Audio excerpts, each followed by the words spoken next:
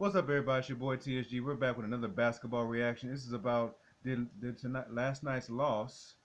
Um, did it tarnish Chris Paul's? It tarnished his career. Basically, it tarnished his image.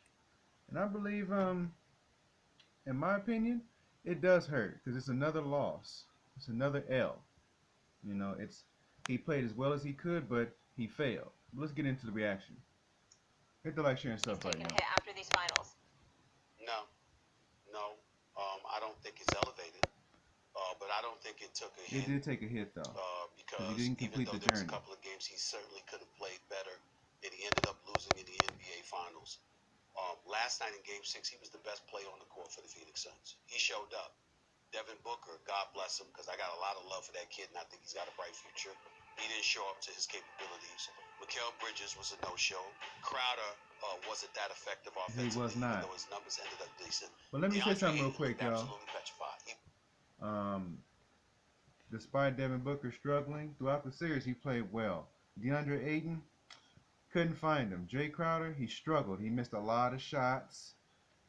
Mikal Bridges, the first couple games, he was wonderful. To finish out the series, it's like playing hide and seek. You couldn't find him. It's like, what's up with that guy? What's up with that guy, man? Couldn't find him. So when it counted most, they couldn't come through. But let's get back. Bobbling rebounds. He was bobbling passes into the interior. He wasn't himself. Cameron Johnson is somebody that was not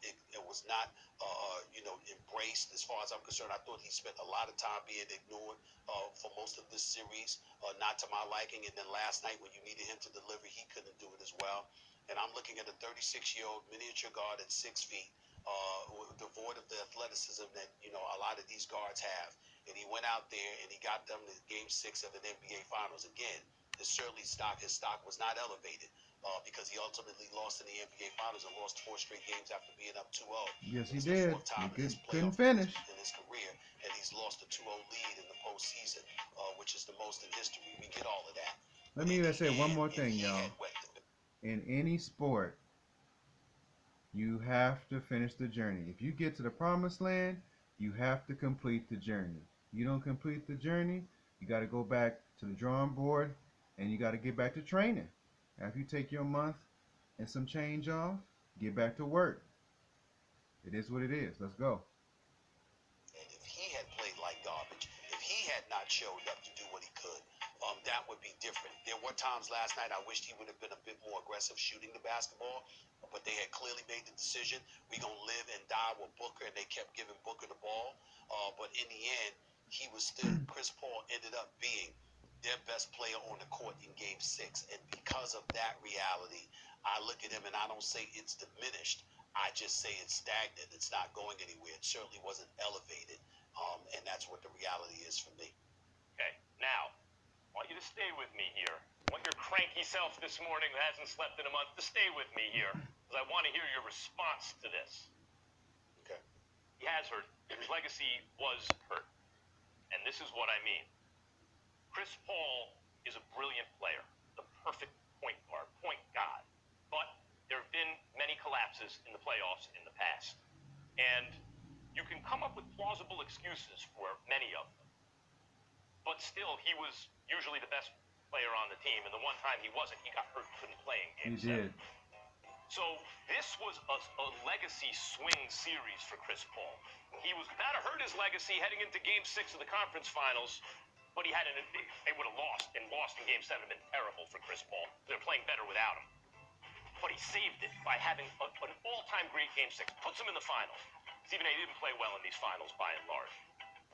And we can't judge it in a static way compared to where he was, because either there's another piece of evidence that he couldn't get it done, or there's a piece of evidence that demolishes everything that came before. He got it done. He had a blunder at the end of Game 5. It was a blunder. Maybe they don't win anyway, but it was absolutely a blunder.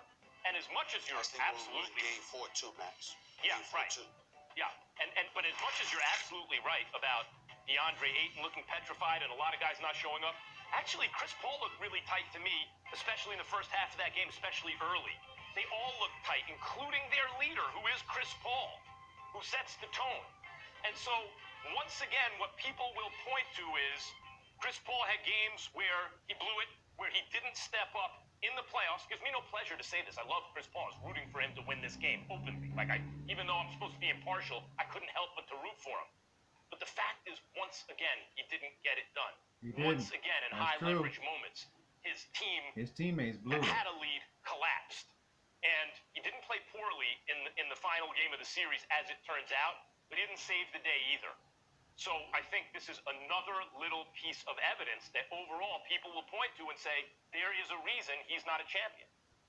I won't summarily dismiss that perspective, nor will I say that you're being unfair or disrespectful to him. What I would say is that there is a reality that has to be embraced.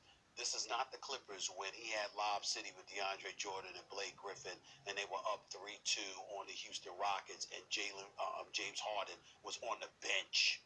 And Houston still went on a 49-9 run to win that Game 6 at the Staples Center and ultimately won Game 7 back at the Toyota Center in Houston.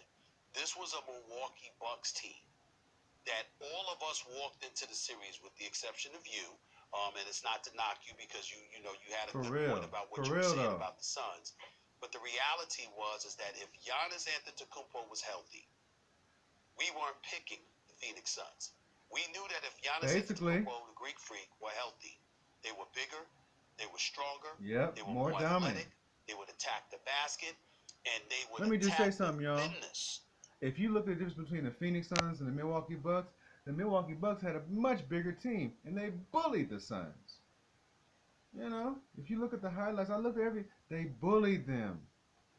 DeAndre Ayton, he got scared. He ran. He didn't want no smoke. If he wanted to smoke, he would play better. But this is a good experience for DeAndre Ayton. Maybe he'll learn from this. But let's go. Continue the video. Of the Phoenix Suns, particularly on their front line.